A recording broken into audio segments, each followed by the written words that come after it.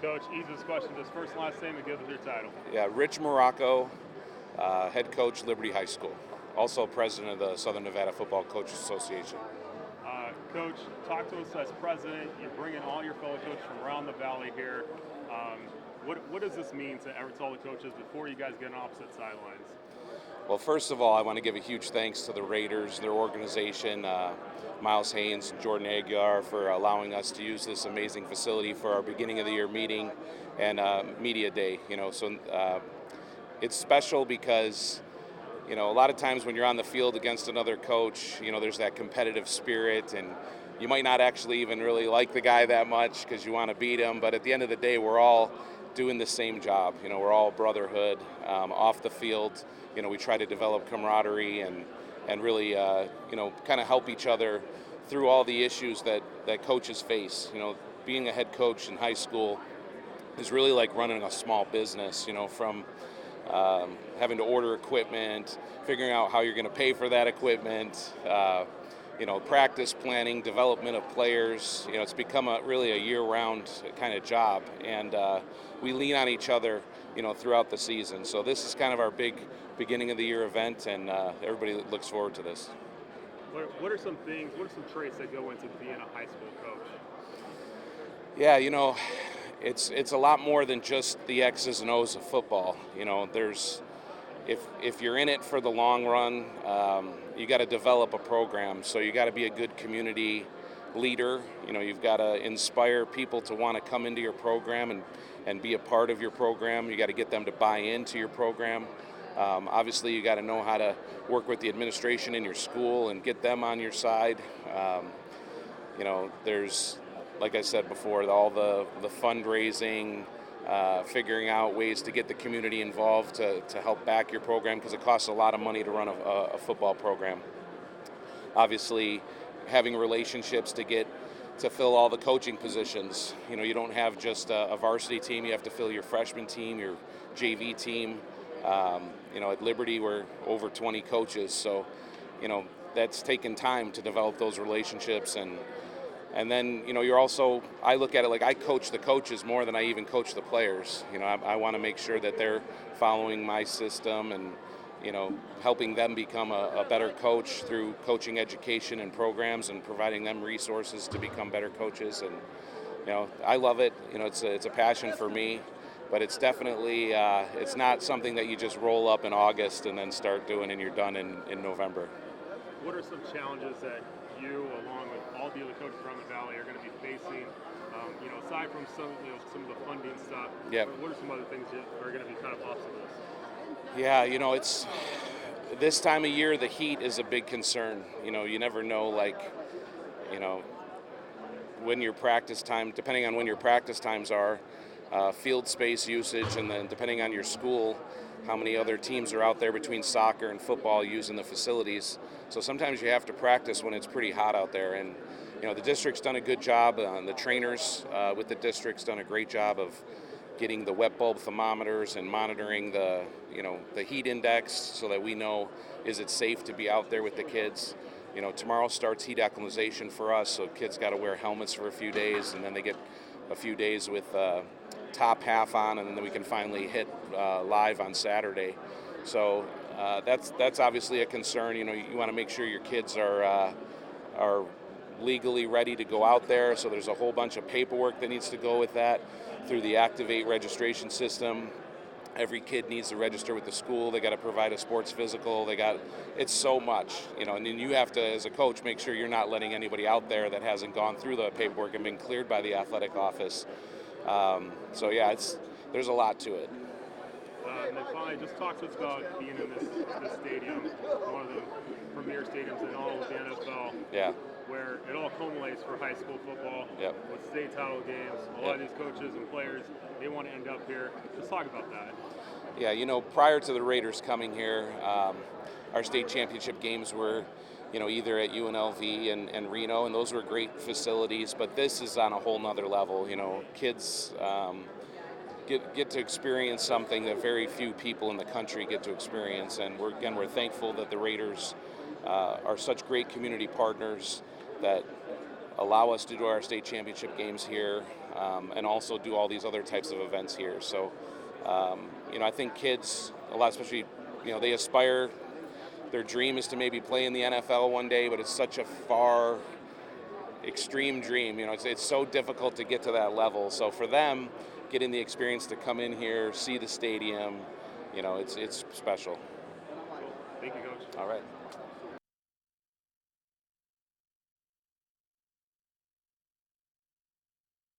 All right, so first question is the easy one, okay? So just your first and last name and obviously the school you play for. My name is Priscilla Williams, and I play for Bishop Gorman. All right, so talk to us about your last season, how everything went, and what are some things you want to build on? Last season, our team was pretty good. I'd say we were very senior heavy. But I think some things we can improve on this year is maybe just team bonding and rebuilding that connection, because there isn't really a lot of us returning, and just making that team connection on and off the field. Talk to us about how fast the sport of flag football has grown for the ladies. Oh, it's upcoming like really fast. It's been growing really fast. When I started playing my freshman year, it was like kind of still under the radar, and then each year as I started playing, it started growing more and more, and now it's becoming like more popular and more known. What is it like to be here at Allegiant Stadium? The Raiders getting involved, supporting you guys, everybody in student athletes around the valley.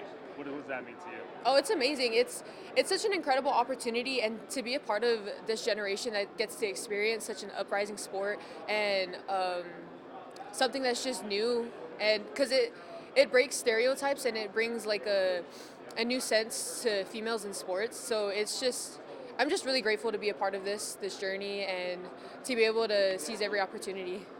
Now, this is the first season that flag football that's able to come to this event. What does that mean to you? Sorry, what was that? This is the first season that flag football athletes, flag football coaches are coming to this coaches media day. Talk about that. Oh, that's very cool. That's actually my first time finding that out. To be a part of something so cool, it's just I don't really have much to say other than I'm blessed. I'm forever grateful. And then just talk about, this is like the ending spot for anybody, the boys side, the women's side, to play here at Allegiant Stadium for a state title. Is that, talk about that. That's an amazing opportunity to be a part of an NFL team, and to be recognized by an NFL team. It's really cool that they're taking this upgrowing sport serious, and that they're doing what they can to make it grow even more too. Yeah. Perfect. Cool. Thank you. Thank you. Ready? All right. So first question, just first and last name, and give us the school you play for. My name is Jamari Smith, and I play for Legacy High School. All right. Talk to us. Give us a little summary about how Legacy flag football went this past season. I definitely feel like this past season we all fought really hard. A lot of our players were seniors, so it was their last year. They wanted to go hard.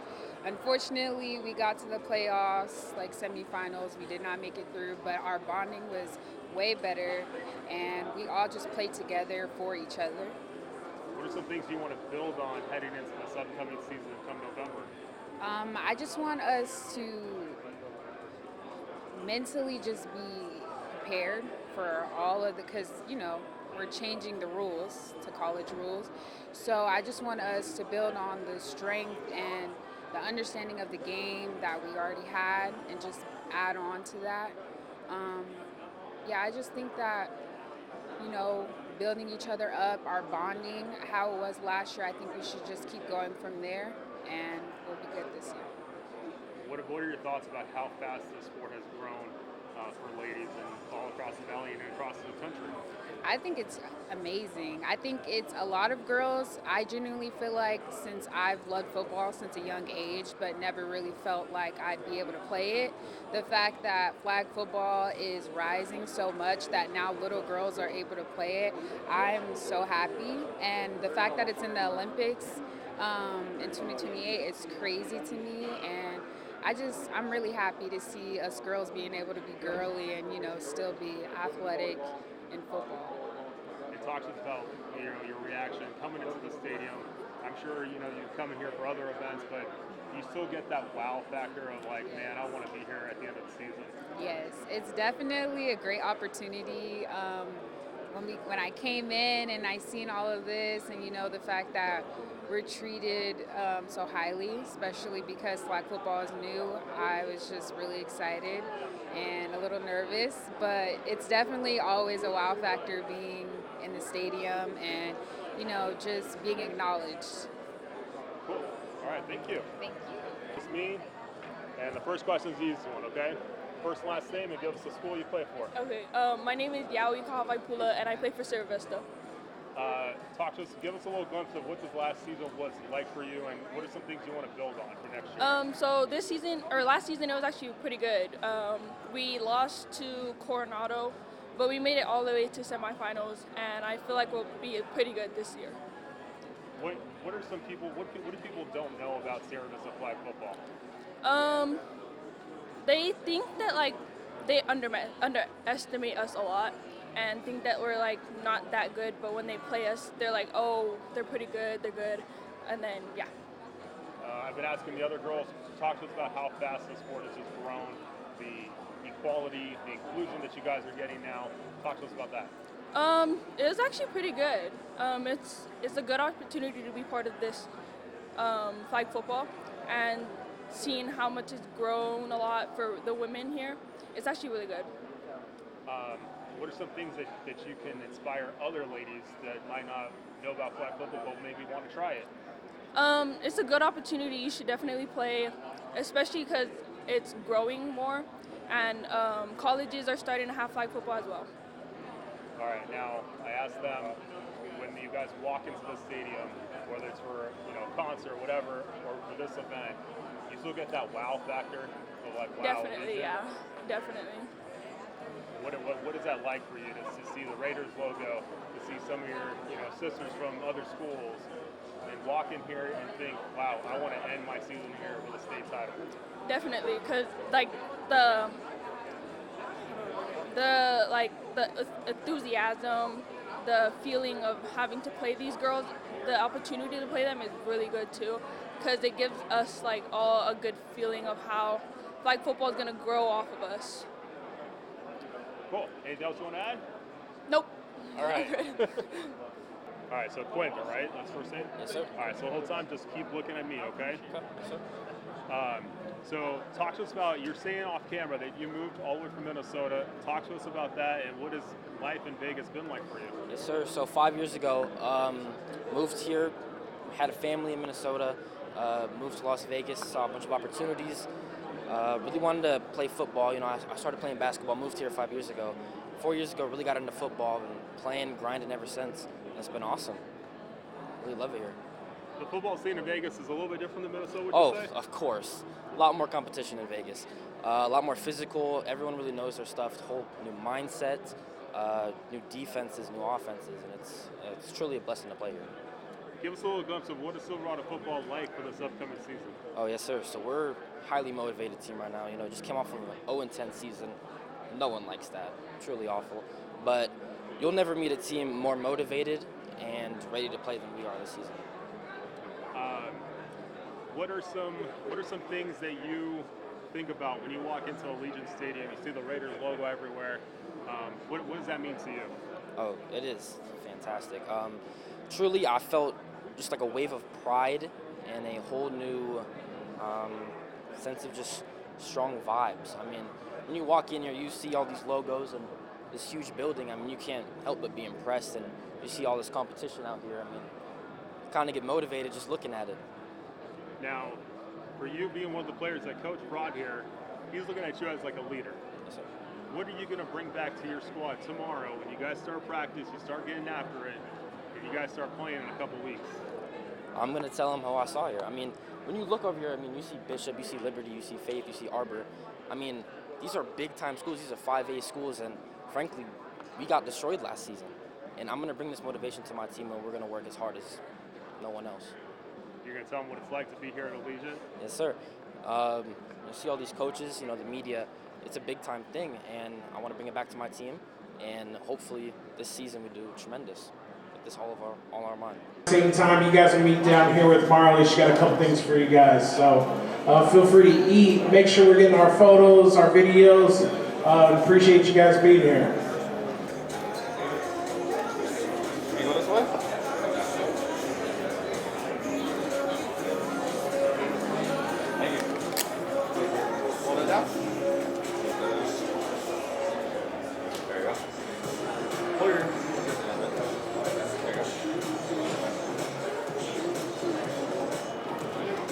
limit.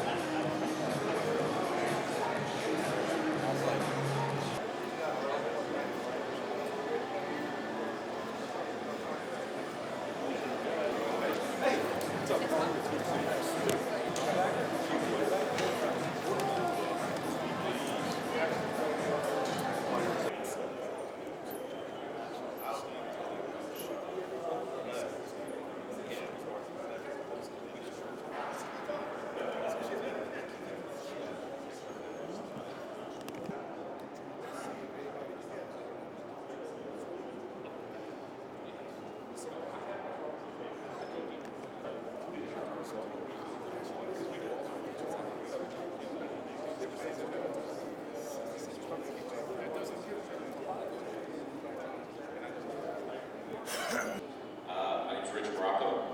I'm the president. We have the vice president. I'll put something out tomorrow.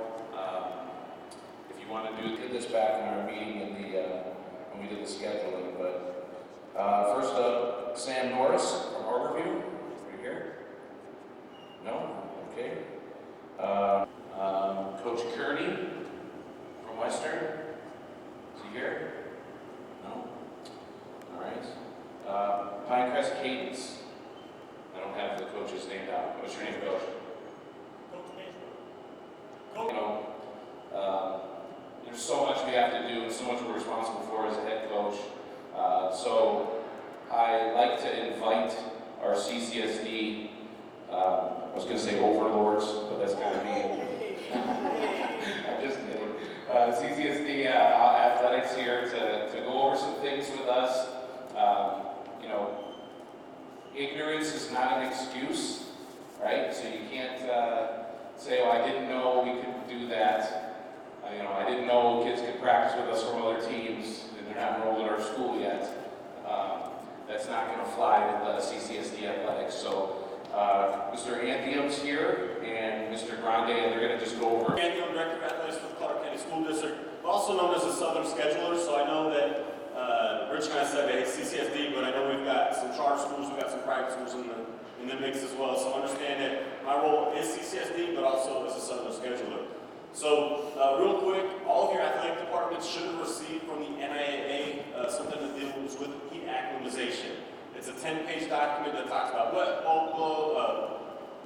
bulbs and talks about practices and very specific. I do have the document if you want it, but like I said, every athletic department should have received it and should have hopefully forwarded it to you so that you understand your kind of limitations as you start. So I'm going to give you the quick, because I know we have a lot of coaches that are veteran that are here, only a couple of new ones, and it sounds like the ones that are new have been around for a little bit, so I feel positive in making these statements. So starting tomorrow, you guys are going to start with the football heat acclimatization where you can wear helmets. So helmets are okay first 2 days. Then when we start on Wednesday, it's still non-contact, but you can wear your shells, and that's for the rest of the week.